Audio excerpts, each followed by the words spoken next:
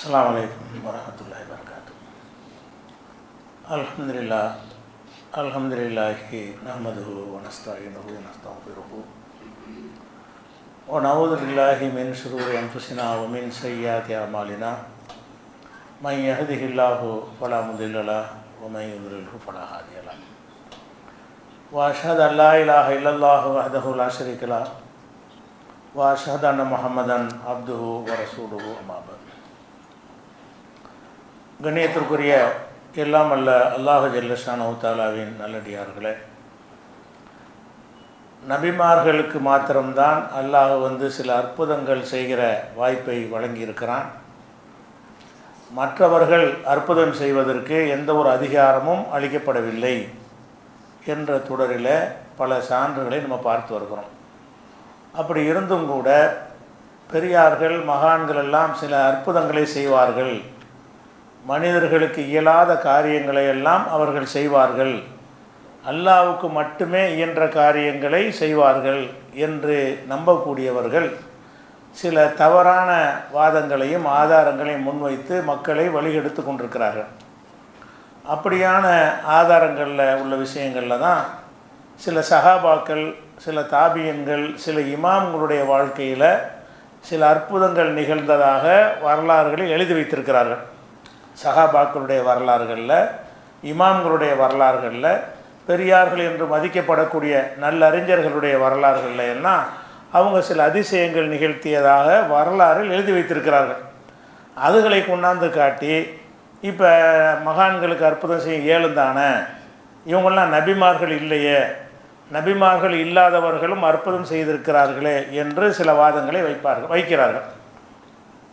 இந்த மாதிரி அற்புதங்களை பொறுத்த வரைக்கும் நபிமார்கள் அல்லாதவர்களுக்கு அற்புதம் நிகழுமா என்றால் நிகழும் என்பதை நம்ம முன்னாடி விளக்கியிருக்கோம். எப்படி நிகழும் என்று கேட்டால், நம்மளை அறியாமல் நம்மிடத்தில் சில அற்புதங்களை அல்லாஹ்வா நிகழ்த்துவான். அதை நாம் செய்கிறதா இருக்காது. நம்ம ஒரு உயரமான கட்டிடத்திலிருந்து கீழே விழுந்துருவோம், செத்து போகாமல் பொழைச்சிருவோம். இது நம்ம செஞ்ச அற்புதம் இல்லை, ஆனால் நம்மிடத்தில் அல்லாஹ் நிகழ்த்திய அற்புதம். அதை நானாக செஞ்ச இன்னொரு காய்கறி குதிச்சா செத்து போயிடுவேன். நான் தற்செயலாக ஒரு உயரமான இடத்துலேருந்து கீழே விழுந்துருவேன், ஆனால் சாகாமல் இருப்பேன். இப்போ நிறைய பேரை பார்க்குறோமா இல்லையா? மருத்துவமனையில் டாக்டர்லாம் கைவிட்டுருவாங்க, இனிமேல் தேர மாட்டான் இவன். கடைசியில் பார்த்தா அடுத்த நாள் எழுந்துச்சு உட்காந்துருவான். இது அந்த நோயாளி செஞ்ச அற்புதம் கிடையாது. அந்த நோயாளிக்கு அல்லாஹ் செஞ்சார். அவன் செய்த அற்புதம் என்று கேட்டால், அவன் பிளான் பண்ணி அவன் முடிவு செஞ்சு அவனாக செய்கிற காரியத்தை தான் அவன் செய்கிற அற்புதம் என்று சொல்ல முடியும். இந்த மாதிரியான அற்புதம் யாருக்கு வேண்டாலும் நிகழும். நல்லடியார், கெட்டடியார், முஸ்லீமு, காஃபிரு எல்லாருக்கும் நடக்கும்.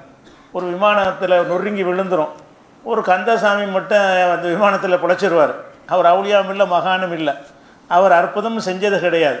அல்லாஹ் ஒருவரை அதிசய சக்தியின் மூலமாக காப்பாற்ற நினைத்தால் அவனாக செய்வானே தவிர, இவருக்கு நேரம் முடியலை, இன்னும் கொஞ்சம் வாழ்நாள் கொடுக்கணும் என்று அல்லாஹ் நினைத்தால் யாரை வேணாலும் காப்பாற்றுவோம்.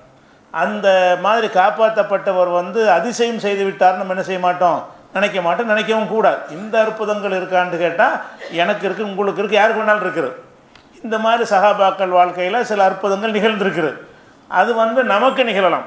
அபூபக்கர் சித்திக் அவங்களுடைய வாழ்க்கையில் உள்ள செய்தி புகாரில் ஒரு 602வது ஹதீஸ் உதாரணத்துக்காக வேண்டி வருகிறது. ரசூல் ஸல்லல்லாஹு அலைஹி வஸல்லம் என்ன செய்வாங்கன்னா, நிறைய சஹாபாக்கள் பட்டினியாக இருக்கிறதுனால உங்களால் ஏண்ட அளவுக்கு ஆட்களை வீட்டுக்கு கூட்டிகிட்டு போங்க என்று சொல்லுவார்கள். அபூபக்கர் என்ன செய்வாங்கன்னா, சில சஹாபாக்களை வீட்டுக்கு அழைச்சிட்டு போவாங்க. அதை பற்றி அபூபக்கருடைய மகன் அறிவிக்கும்போது சொல்லுவார், இந்த விருந்தாளிகளுக்கு சாப்பாடு கொடுக்கும்போது எடுக்க வந்துக்கிட்டே இருந்துச்சு, குறையலை. எத்தனை பேருக்கு நாங்கள் சாப்பாடு செஞ்சோமோ அது குறையாமல் அப்படியே இருந்து கொண்டு இருந்துச்சுன்னு சொல்லி அவர் சொல்லுவார். இது அவருக்கு நிகழ்ந்த ஒரு அற்புதம். இது எனக்கு உங்களுக்கெல்லாம் கூட நிகழலாம். 3 பேருக்கு ஹதீஸில் ரசூலுல்லாஹ் சொல்கிறாங்க, தாமுல் வாஹிது யக்ஃபீல் லிஸ்னைனி, ஒரு ஆளுடைய சாப்பாடு 2 பேருக்கு போதுங்கிறாங்க. அற்புதம் தானே அது? ஒரு ஆளுடைய சாப்பாடு 2 பேருக்கு போதுமானது. ஒரு தாமுல் இஸ்னைனி யக்ஃபீல் ஸலாஸா, 2 பேருக்கான சாப்பாடு 3 பேருக்கு போதுமானது. 2 பேருக்கு சமைச்சிருப்போம், ஒரு ஆள் வந்துடுவார், 3 பேர் வயிறார சாப்பிட்ருவோம். அல்லாஹ் ஒரு அற்புதமான முறையில் என்ன செய்வான், தன்னுடைய அவர்களை தருவான். அதே மாதிரியான விஷயங்கள் இந்த முஸ்லீம் உம்மத்துகளுக்கும் நடக்கிறது, மற்றவங்களுக்கும் நடக்கும். இந்த மாதிரி விஷயங்களை காட்டுறதை நம்ம அலட்சியப்படுத்திட்டு போயிடலாம். இது இல்லாமல் அந்த சஹாபாக்களை செஞ்சதாக சில அற்புதம், அவங்க மீது நிகழ்ந்த அற்புதம் இல்லை, அவங்களாகவே பிளான் பண்ணி முடிவெடுத்து சில அற்புதங்களை நிகழ்த்தி காட்டியிருக்கிறார்கள் அப்படிங்கிற சில சம்பவங்களை எடுத்து கொண்டாந்து இதுக்கு ஆதாரமாக காட்டுவார்கள். அந்த மாதிரி ஒரு உதாரணம் சொல்வதாக இருந்தால், உமர் ரலியல்லாஹு காலத்தில் வந்து எகிப்தை வந்து முஸ்லீம்கள் கைப்பற்றுறாங்க, ஜெயிக்கிறாங்க. மிஸ்ருங்கிற எகிப்து நாட்டை வந்து முஸ்லீம்கள் வந்து கைப்பற்றிடுறாங்க. கைப்பற்றின பிறகு அங்கே அம்ர் இப்னுல் ஆஸ் என்கிற ஒரு சஹாபியை வந்து கவர்னராக நியமிக்கிறாங்க. உமர் அவர்கள் அவங்க மதீனாவில் இருக்கிறாங்க. ஒரு நாட்டை கைப்பற்றிட்டாங்கன்னு சொன்னால் அந்த பகுதிக்கு ஒரு பொறுப்பாளராக போடுவாங்கள்ல, ஒரு அதிகாரியை. அம்ர் இப்னுல் ஆஸ் என்பவரை வந்து அந்த பகுதியின் கவர்னராக, ஆளுநராக நியமிக்கிறாங்க. நியமித்த உடனே அந்த எகிப்து வாசிகள்கிட்ட ஒரு பழக்கம் இருந்துச்சு. என்ன பழக்கம்னு கேட்டால், அவங்களுடைய வாழ்வாதாரத்துக்கு ஒரு முக்கியமான விஷயமாக இருந்தது நைல் நதி தான். நைல் என்கிற பெயரில் ஒரு பெரிய நதி ஓடிக்கொண்டிருக்குது, வற்றாத நதி. அந்த நைல் நதியில் வந்து என்ன செய்வாங்கன்னு கேட்டால், அவங்க இதில் பவுனாண்டு ஒரு மாதம், அவங்க ஒரு மாதங்கள் ஜனவரி பிப்ரவரி மாதிரி அவங்க ஒரு மாதம் வச்சுருக்கிறாங்க. அந்த பவுனாங்கிற மாதம் வரும் பொழுது பிறை 12 வரும்போது என்ன செய்வாங்கன்னு கேட்டால், அந்த நைல் நதிக்காக வேண்டி ஒரு பூஜை செய்வாங்க. என்ன பூஜை செய்வாங்கன்னு கேட்டால், அந்த ஊரில் இருக்கிற ஒரு அழகான கன்னிப்பெண்ணை அழைப்பார்கள். அந்த சம்பவத்தில் வருகிறது.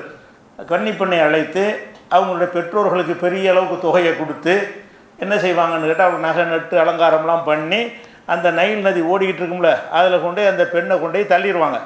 அவள் அதில் செத்துருவாள். அந்த காரியத்தை செஞ்சால் தான் தண்ணி அதுக்கு வரும்.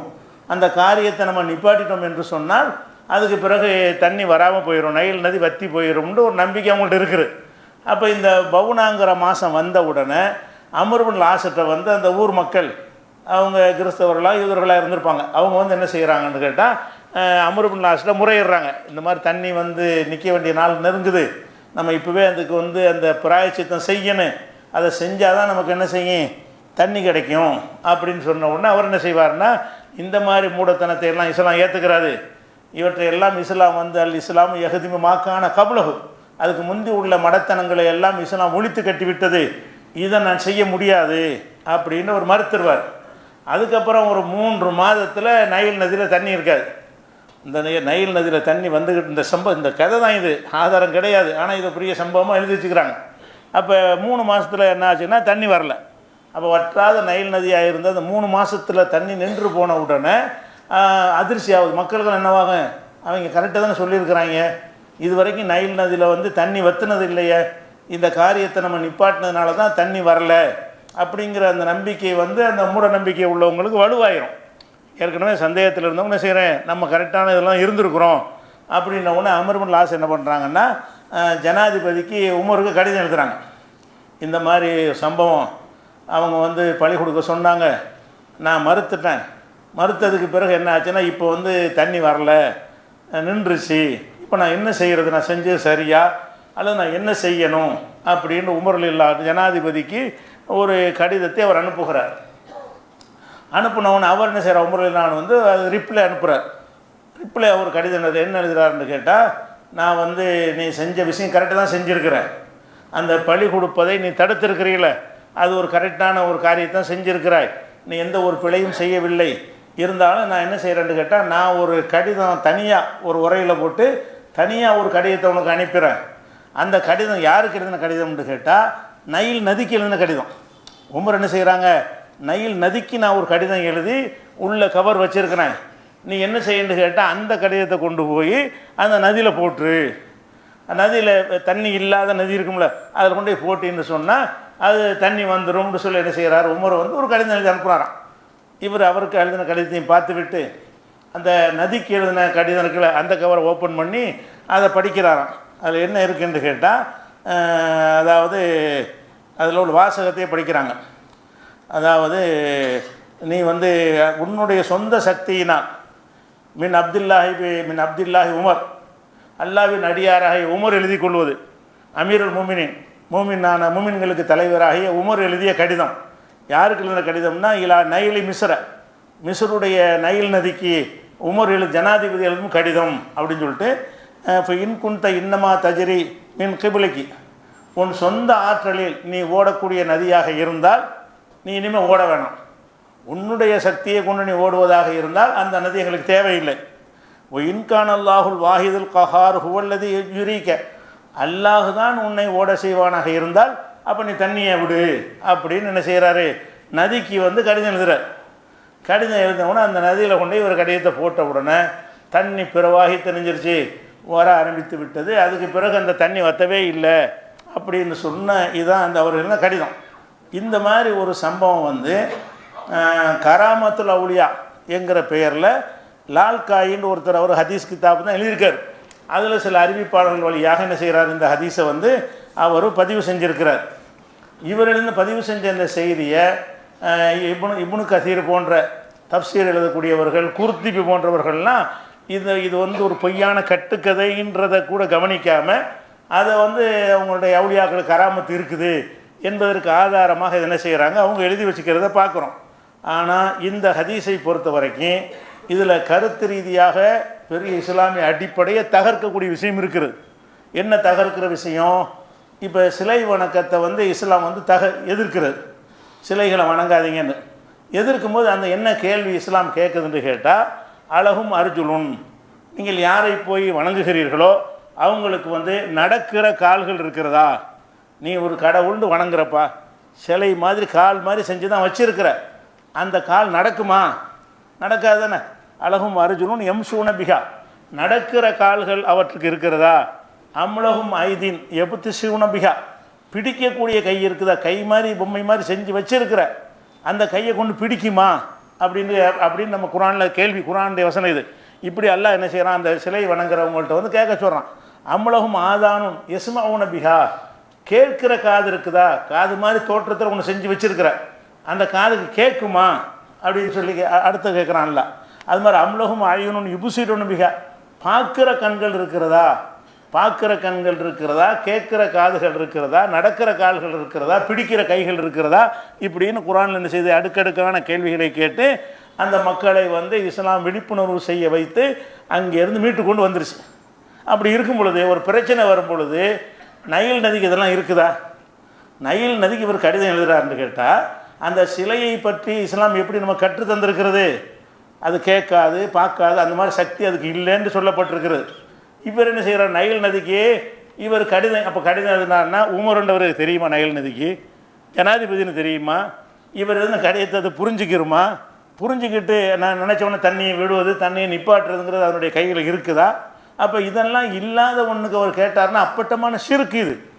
அவர் வந்து அந்த கடிதம் எழுதினார்னு சொல்வதே இருக்க, உமருல் இல்லான்னு போன்ற ஒரு அவர் எவ்வளோக்கு போய் தான் தெளிவான ஆள் என்று கேட்டால், ஹஜருல் அஸ்வது கல் இருக்குல்ல, அதை ரசூல் ஸல்லல்லாஹு அலைஹி வஸல்லம் அவர்கள் வந்து தொட்டு முத்தமிடுவாங்க. அது சுன்னத்து. நம்மளும் முடிஞ்சால் என்ன செய்யணும், நெரிசல் இல்லாமல் இருந்தால் நம்ம தொட்டு முத்தமிடுவது ஒரு சுன்னத்துன்னு வச்சுருக்கிறோம். அவர் என்ன செய்வார்னு கேட்டால், ஹஜருல் அஸ்வதை முத்தமிடும் போது சொல்லுவார், முத்தமிடுவார். அவர் ஜனாதிபதியாக இருக்கும்போது என்ன சொல்லுவார்னு கேட்டால், இன்னி ஆலமுல் அன்னக்க ஹஜருன், நீ ஒரு கல்லி என்று எனக்கு தெரியும், உனக்கு எந்த ஒரு சக்தியும் கிடையாது. ரசூல்லா உன்னை முத்தமிடாவிட்டால் உன்னை தொட்டு கூட பார்த்துருக்க மாட்டேன். அவருக்கு இந்த இதுகளை பற்றிய நம்பிக்கை என்ன? ஹஜருல் அஸ்வத், இது புகாரில் வரக்கூடிய ஹதீஸ். அப்போ ஹஜருல் அஸ்வத் கல்லை ரசூல்லா முத்தமிட்டாங்க, இவர் முத்தமிடுறாரு. என்ன மக்களுக்கு புரிய வைக்கிறாரு, முத்தமிட்டதுனால அது நான் சொல்கிறத கேட்கும், பார்க்கும், அதுக்கு சக்தி இருக்குன்னு நினச்சிடாதீங்க. ரசூல்லா தொட்டாங்க, அந்த சுண்ணத்துக்காக நான் தொடுறேன் அப்படின்னு என்ன செய்கிறார், நீ ஒரு கல் என்பதை நான் அறிவேன். நபிகள் நாயகம் ஸல்லல்லாஹு அலைஹி வஸல்லம் அவர்கள் உன்னை தொட்டிருக்காவிட்டால் நானும் தொட்டிருக்க மாட்டேன் உன்னைய அப்படின்னு சொல்லிவிட்டு அந்த காரியத்தை செஞ்சார். அப்போ அவர் எப்படிப்பட்ட தௌஹீது கொள்கையில் உள்ளவராக, ஏகத்துவ கொள்கையில் உறுதியாக இருந்தார் என்று கேட்டால், இந்த மாதிரியான இதுக்கெல்லாம் சக்தி கிடையாது. ஹஜருல் அஸ்வதுக்கே இல்லைன்னு நினைக்கிறார். நைல் நதிக்கு போய் கேட்குறார் இவர். ஹஜருல் அஸ்வதுங்கிறது அல்லாஹ்வுடைய ஆலயத்தில் உள்ள ஒரு விஷயம், அது புனிதமிக்க ஒன்று, அதை தொட கூட ஒரு சுன்னத்துன்னு ஆக்கப்பட்டிருக்கிறது. அந்த கல்லுக்கே கேட்குற சக்தி இல்லை, பார்க்குற சக்தி இல்லை, ஒன்றுமே கிடையாது என்று பகிரங்கமாக மக்கள் மத்தியில் உமர் டிக்ளேர் பண்ணுறாரு. அவர் போய் நைல் நதி கடிதம் எழுதுறாராம். எப்படிப்பா ஒரு நைல், அந்த சஹாபி எப்படி நைல் நதிக்கு எழுதுவார்? எல்லாம் எங்கே போயிட்டான்? அந்த இது இருக்க வேணாம், யாழ்லா நல்ல வேலையை அமர்வு நான் செஞ்சுருக்கிறாரு, நீ உன்னுடைய வல்லமையை கொண்டு அந்த தண்ணி, அந்த சம்பவம் உண்மையாக இருந்தால் அந்த தண்ணீரை நீ வர வேண்டுன்னு சொல்லி அல்லாட்ட துவா செய்ய வேண்டியதானே. அல்லாட்ட துவா செய்கிறது தான் ரசூல்லா கற்றுக் கொடுத்தாங்க. உமர் அவர்கள் வந்து இந்த சம்பவம் நிஜமாக இருந்திருக்குமே, ஆனால் இந்த மாதிரி அந்த மூட நம்பிக்கையின்படி அந்த அமர்வு செய்யாத காரணத்தினால தண்ணி நின்றுச்சுன்னு வைங்க ஒரு பேச்சுக்கு. அப்போ உமர் என்ன செஞ்சிருப்பார்? ஒன்றும் இல்லைப்பா நீ அல்லாட்ட துவா செய், அல்ல நாடும்போது வரும். எத்தனையோ ரசூலுல்லாஹ்வுடைய காலத்துலலாம் பஞ்சம் வரலையா? எத்தனையோ சஹாபாக்கள் காலத்துலலாம் பஞ்சங்கள் வரல. யூசுப் நபியுடைய காலத்தில் 7 வருஷம் பஞ்சம் வரவே இல்லையா? வரும்போது வரும். நீ அல்லாட்ட துவா செய்ய சொல்லு. அதே மாதிரி நூஹ் நபி மக்கள்கிட்ட என்ன செய்வாங்க? பஞ்சத்தை முறையிடும் போது இஸ்தக்ஃபிரு ரப்பக்கும், உங்களுடைய இறைவன்கிட்ட நீங்கள் பாவ மன்னிப்பு தேடுங்கள். இன்னஹுக்கான கஃபாரா, அவன் மன்னிப்பவனாக இருக்கிறான். யுர்சுலி சமா அலைக்கு மித்ராரா, வானத்தை தொடர்ச்சியாக உங்களுக்கு மழை பொழிய வைப்பான். பாவ மன்னிப்பு தேடினர்கள் என்று சொன்னால் மழை பொழிய செய்வான் என்றெல்லாம் நூஹ் நபி மக்களுக்கு பிரச்சாரம் பண்ணுறாங்க. அப்போ நபிமார்கள் எப்படி நடந்து கொண்டார்கள் என்று பார்க்கும் பொழுது இந்த துன்பங்கள் நேரும் பொழுதெல்லாம் அல்லாவை சார்ந்திருந்தாங்க, அல்லாட்ட முறையிட்டாங்க, அல்லாட்ட துவா செஞ்சாங்க. இன்னும் சொல்ல போனால் இதே உமர்லிலானுடைய காலத்திலேயே ஒரு பஞ்சம் வருகிறது. உமருடைய காலத்து சரியான பஞ்சம், மக்கள் சாப்பாடு இல்லாமல் தண்ணி இல்லாமல் கடுமையாக கஷ்டப்படுறாங்க. அப்போ உமர்லிலா என்ன செய்வாங்கன்னு கேட்டால் அல்லாட்ட ஒரு துவா செய்வாங்க. இறைவா, நபிகள் நாயகம் ஸல்லல்லாஹு அலைஹி வஸல்லம் வாழ்ந்த காலத்தில் இந்த மாதிரி பஞ்சம் ஏற்படுது என்று சொன்னால் அவங்கள்ட்ட போய் நாங்கள் என்ன செய்வோம்? துவா செய்ய சொல்லுவோம். அவங்க துவா செய்வாங்க, அதை கேட்டு நீ எங்களுக்கு மழையை பொழிவிக்க செய்வாய். அல்லாட்ட ஒரு துவா செய்கிறாரு. இவர் எப்படி கேட்குறாரு? இறைவா, ரசூலுல்லாஹ்வுடைய காலத்தில் எங்களுக்கு மழை இல்லாமல் வறட்சி ஏற்பட்டால் நாங்கள் ரசூலுல்லாஹ்ட்ட போய் முறையிடுவோம். ரசூலுல்லாஹ் ஒரு துவா செய்வார்கள், நீ அதை ஏற்று என்ன செய்வாய்? மழை பொழிய செய்வாய். இப்போ ரசூலுல்லாஹ் இல்லை. ரசூலுல்லாஹ்வுடைய பெரிய தகப்பனார் அப்பாஸ் இருக்கிறார், எங்களில் மூத்தவர் அவர் தான் இருக்கிறார். ரசூலுல்லாஹ்வுடைய பெரிய பாப்பாவர் இருக்கிறார், குடும்பத்தை சேர்ந்தவராக இருக்கார், நாங்கள் மதிக்கக்கூடிய ஒரு ஆளாக இருக்கார். அதனால் அவரை கொண்டு உன்னிடத்தை துவா செய்ய வைக்கிறோம், நீ அதை ஏற்று மழைப்பொழி வைப்பாயாக என்று சொல்லிவிட்டு அப்பாஸை துவா செய்ய சொல்லுவார். நீங்கள் கேளுங்க, பெரிய ஆள், ரசூலுல்லாஹ்வுடைய பெரியாப்பாக இருக்கிறீங்க, மூத்தவராக இருக்கிறீங்க, நீங்கள் அல்லாட்ட துவா செய்யுங்கன்னு கேட்பார். அதன் பிறகு மழை பொழிந்த இந்த செய்தியும் புகாரில் இருக்குது. அப்போ நம்ம இதில் என்ன விளங்குறோம் என்று கேட்டால், மழை இல்லாத போகும்போது கூட அவர் என்ன செய்கிறாருன்னு கேட்டால், ரசூலுல்லாஹ் காலத்தில் நாங்கள் ரசூலுல்லாஹ்ட்ட போய் துவா தான் செய்ய சொல்லுவோம். அவங்களும் அல்லாட்ட துவா தான், ரசூலுல்லாஹ்ட்டையும் மழையை கேட்கணும்னு அவர் சொல்லலை. ரசூலுல்லாஹ்ட்ட போய் மழைக்கு துவா செய்ய சொல்லுவோம், ரசூலுல்லாஹ் துவா செய்வார்கள். அந்த மாதிரி தான் நாங்கள் நடந்து கொண்டோம். இப்போவும் நான் என்ன செய்கிறேன்? உன்னிடத்து நானும் துவா செஞ்சுட்டேன். ரசூலுல்லாஹ்வுடைய பெரிய தகப்பனார் இருக்கார் எங்கள் சார்பா, அவரை உன்னிடத்தில் துவா செய்ய சொல்கிறேன்னு ஒரு துவாவை செஞ்சுட்டு அதுக்கப்புறம் அப்பாஸ் என்ன செய்வார்? துவா செய்வார். அப்போ உமர் அவர்கள் பேரில் இது சொல்லப்படுத, இது எவ்வளோ பெரிய இஸ்லாத்துடைய அடிப்படையை தகர்க்கிற ஒரு விஷயம். நதிக்கு சக்தி இருக்குன்னு நினைக்கிறது எவ்வளோ பெரிய விஷயம். இவன் அவுளியாவுக்கு சக்தி இருக்குன்னு காட்டுவதற்காக வேண்டி எங்கே போயிட்டான்னு கேட்டால், அவுளியாவோட பெரிய அவுளியாவை நைல் நதி ஆக்கிவிட்டான்.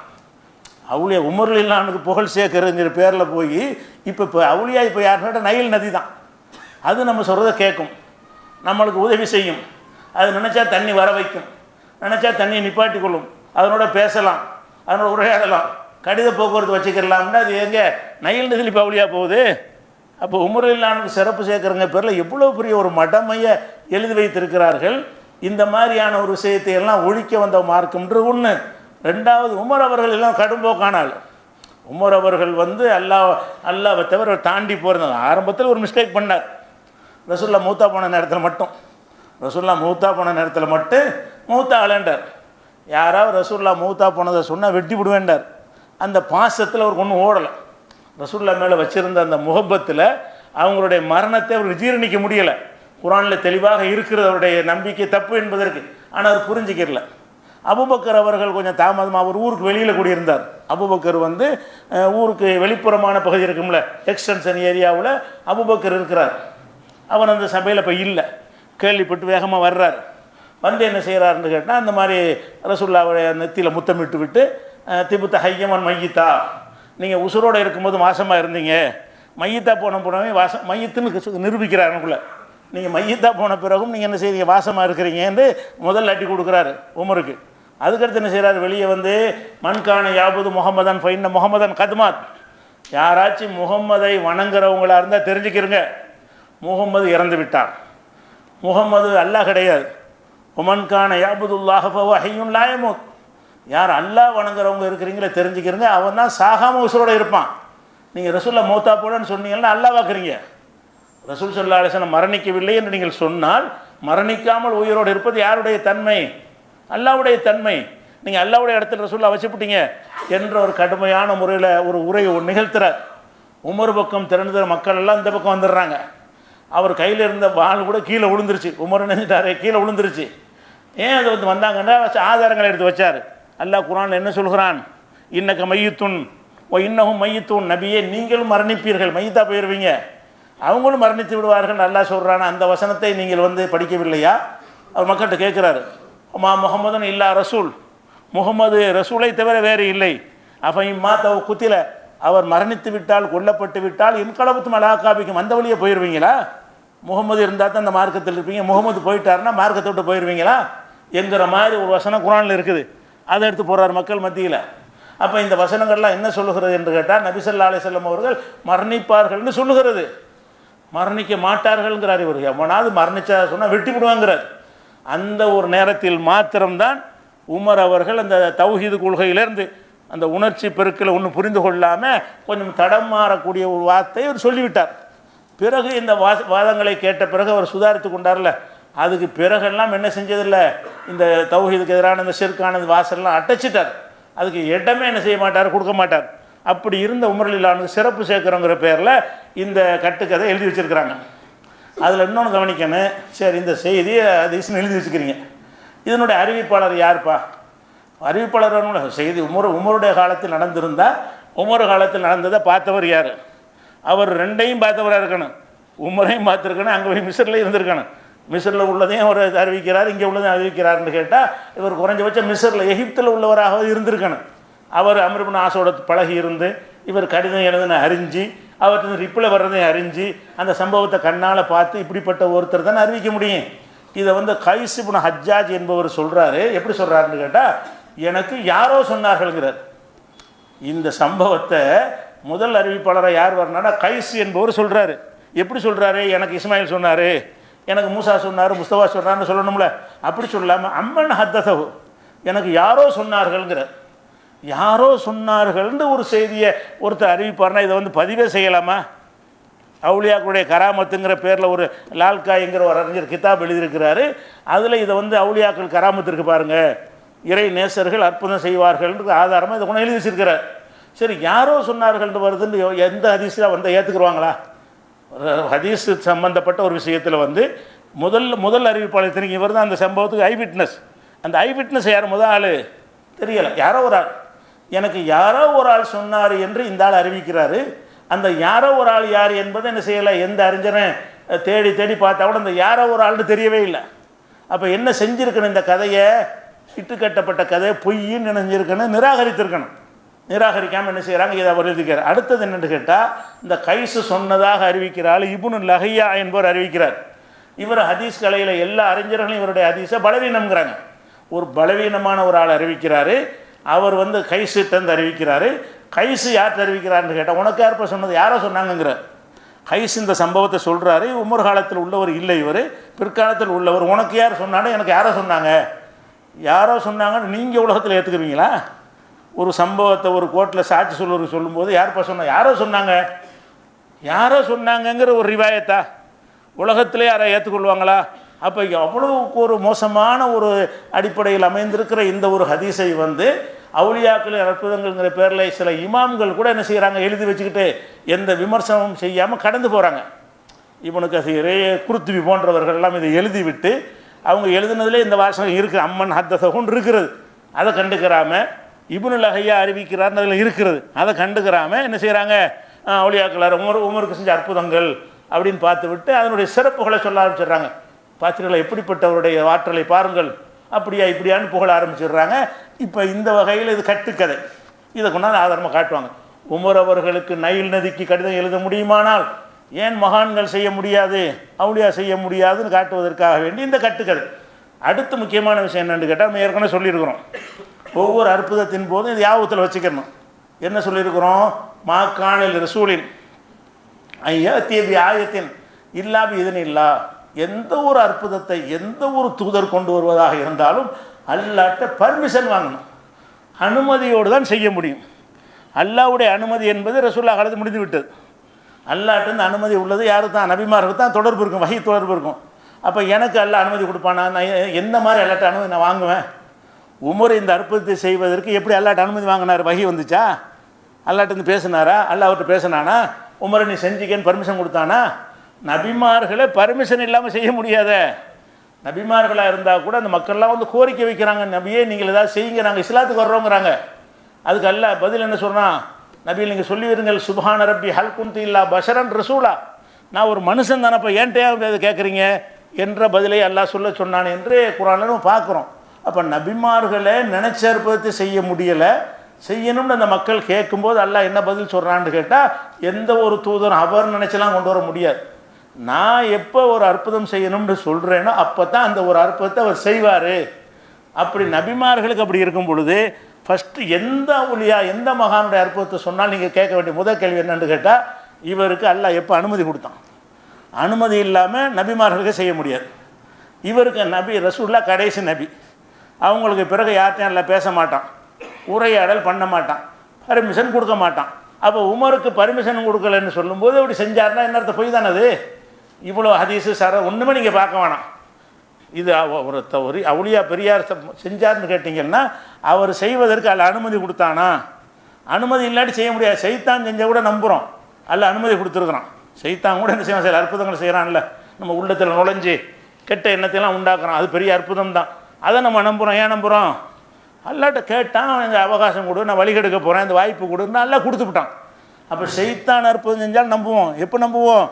அல்லாஹ் அனுமதி கொடுத்துருக்கணும். அனுமதி கொடுத்துருந்தால் தஜ்ஜால் செய்வான்னு நம்புகிறோம். அல்ல அனுமதி கொடுத்துருக்கான்னு ஆதாரம் இருக்கிறது. அப்போ அல்லாஹ்வுடைய அனுமதி இல்லாமல் யாரும் அற்புதம் செய்ய முடியாதுங்கும் போது இந்த அவுலியா மகான் எந்த அபூபக்கர் இருக்கட்டும், உமராக இருக்கட்டும், யாராக இருக்கட்டும், அவர்கள் இந்த மாதிரி செஞ்சார்கள் வந்துச்சுன்னு சொன்னால் இவர்களுக்கு எப்போ அல்லாஹ் அனுமதி கொடுத்தான்? அனுமதி கொடுக்குற வாய்ப்பு அடைச்சிட்டானா இல்லையா? அடைச்சிட்டான்னு சொன்னால் இது பொய். அந்த வகையில் விளங்கி கொள்ளலாம். இன்னும் ஒவ்வொரு பெரியார்கள் பேர்களில் செய்யக்கூடிய அற்புதங்கள் கதைகள் என்ன செய்வோம் இன்ஷா அல்லாஹ் அடுத்தடுத்த வாரங்களில் பார்க்கலாம். சொல்லுங்கள்.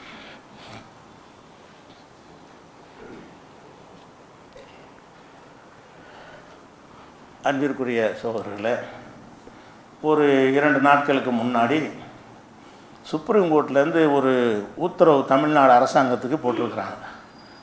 அந்த உத்தரவை பார்க்கும் பொழுது தான் இப்படி ஒரு நிலைமை நம்ம தமிழ்நாட்டில் இருக்குதுங்கிற நமக்கு தெரிய வருகிறது. நம்மளை இவ்வளோ காலமாக அது கேள்விப்பட்டது கூட இல்லை. என்ன விஷயம்னு கேட்டால், பாளையங்கோட்டை சிறை இருக்கு இல்லையா, பாளையங்கோட்டை ஜெயில், அந்த ஜெயிலில் அடைக்கப்படுற கைதிகள் எப்படி அடைக்கப்படுவாங்கன்னு கேட்டால் ஜாதி வாரியாக பிரிச்சுருவாங்களாம். நீ தலித்தா, தலித்துக்கு இந்த செல் இது, நீ பிசியா உனக்கு இது, நீ எம்பிசியா உனக்கு இதுன்னு சொல்லி அந்த ஜாதிகளை கேட்டு கேட்டு ஒவ்வொரு கைதிகளையும் ஜாதியை கேட்டு நீ என்ன ஜாதி, நீ ஒடுக்கப்பட்ட ஜாதியா, இந்த செல்லுக்கு போன்னு அனுப்பிடுவாங்க. நடுத்தரமான ஒரு செல்லு, உயர் ஜாதிக்கு ஒரு செல்லுன்னு அது பிரித்து வச்சுருக்காங்களாம். அப்படி பிரித்து வைத்து விட்டு அந்த ஜெயிலில் வேலை செய்யணும். விசாரணை கைதிக்கு வேலை கிடையாது. நம்மளை போராட்டத்தெல்லாம் பிடிச்சிட்டு போகிறானே அதுலெல்லாம் வேலை செய்ய வேண்டியதில்லை. தண்டனை கைது, இவன் குற்றவாளி தான் என்று சொல்லி தண்டனை கொடுப்பாங்கல்ல, அப்படி தண்டனை கொடுத்தாங்கன்னு சொன்னால் ஜெயிலில் என்ன செய்யணும், விவசாயம் பண்ணணும், தச்ச வேலை பார்க்கணும், என்னென்ன வேலை சொல்கிறாங்களோ ஜெயிலில் தேர்ந்தெடுத்து என்ன செய்யணும் சம்பளம் தருவாங்க. இவங்க என்ன செய்வாங்க, இந்த ஜெயில் வேலை ஒதுக்கும் பொழுது இந்த இந்த ஒடுக்கப்பட்ட மக்கள் இருக்காங்களே, எஸ்சி மாதிரி மக்கள், அவங்கள துப்புரவு பணியில் போட்டு விட்ருவாங்க. இங்கே வெளியில் எப்படி அவர்களை கக்கூசு கழுவுறது அந்த வேலைக்கு பயன்படுத்தி கொண்டிருக்கிறார்களோ இப்படி நாடு சுதந்திரம் அடைஞ்சதுலேருந்து இப்படி இருக்குது. இது யாருக்கும் தெரியல. இதை ஒருத்தர் கோர்ட்டில் கேஸ் போடுறார். இந்த மாதிரி ஜெயிலுக்குள்ளே என்ன செய்கிறாங்க, குற்றம் செஞ்சுட்டு போகிறாங்க, அதில் என்ன ஜாதி, இடஒதுக்கீடு கொடுக்குறதுக்கு ஜாதின்னா ஏற்றுக்கிறதுக்கு ஒன்று இருக்குது. அவங்க குற்றவாளிகளை உள்ளே போகிறாங்கன்னு அதை ஏன் ஜாதி வகையில் பிரிக்கிறீங்க? அந்தந்த ஜாதி வகையை பிரித்து உள்ளுக்குள்ளே ஜாதி கிழவரெலாம் நடக்கிறதுக்கெல்லாம் ஒரு காரணமாக இருந்திருக்குது. இதை ஒருத்தர் வழக்க போட்டோன்னு அதெல்லாம் விசாரித்து உறுதி செஞ்ச பிறகு இது அதிகாரிகள் சுயமாக செஞ்ச மாதிரி இல்லையா, அந்த சிறை கையேடுன்னு ஒன்று கொடுத்துருக்காங்க, அதில் இருக்கான். அப்படி அந்த லோக்கல் அதிகாரிகள் செஞ்சதில்லை, சிறைவாசிகளை எப்படி நடத்தணும்னு ஒரு கையேடு இருக்குதான். அந்த கையேட்டில் விதிகள் என்ன இருக்கிறது, இந்த மாதிரி ஜாதி வாரியாக பிரிக்கணும் என்று இருக்கிறது. இதெல்லாம் கோர்ட்டு உறுதி செஞ்சுட்டு இந்த கையேடை உடனே ஒழிக்கணும், அனைவரையும் சமமாக நடத்துகிற மாதிரி வேறு ஒரு கையேடை ரெடி பண்ணி கோர்ட்டில் சமர்ப்பிக்கணும்னு சொல்கிறாங்க. அப்போ தான் விளங்கி இருக்கிறோம், எல்லாம் ஒழிஞ்சு போச்சு, தீண்டாமை ஒரு குற்றம், ஜாதி வேற்றுமையெல்லாம் ஒழிச்சுவிட்டோம், எல்லோரும் சமம் என்று பேசிக்கிட்டு இருக்கிறோமே, அதெல்லாம் சும்மா பொய் பேசின்னு விளங்குறது. இத்தனை வருஷமாக சிறைக்குள்ள அரசாங்கத்துடைய அதிகாரியுடைய கண்ட்ரோலில் இருக்கும் பொழுது கூட மனிதனை பிறப்பின் அடிப்படையில் என்ன செய்கிறாங்க, பாரபட்சமாக நடத்துகிறாங்கிற உண்மை வெளிவந்திருக்கிறது. இன்னும் என்னென்னலாம் உள்ளே இருக்கணும்னு தெரியலை. இது ரொம்ப வேதனை. ஒரு மனிதனை ஜாதி அடிப்படையில் ஜெயிலுக்குள்ளேயும் பிரித்து வச்சுட்டு நீ ஜெயிலுக்குள்ளேயும் நீ இந்த வேலை தான் பார்க்கணும், நீ உயர்ந்த விலையை பார்க்கணும், நீ தாழ்ந்த விலையை பார்க்கணும்னு இருக்குமே. ஆனால் இது எவ்வளோ பெரிய பாளையங்கோட்டையில் மட்டும் இருக்குதா எல்லாத்துலையும் இருக்கான்னு தெரியல. வழக்கு பாளையங்கோட்டைக்கு தான் போடப்பட்டுச்சு. எல்லா இதுலையும் இருக்குமா இருந்தால் ரொம்ப டேஞ்சரான ஒரு விஷயம். இது கோர்ட் இந்த நேரத்தில் தலையிட்டு ஒரு நல்ல ஒரு முடிவு எடுத்திருக்கிறாங்க என்பது தகவலாக தெரிந்து கொள்ள சொல்லலாம்.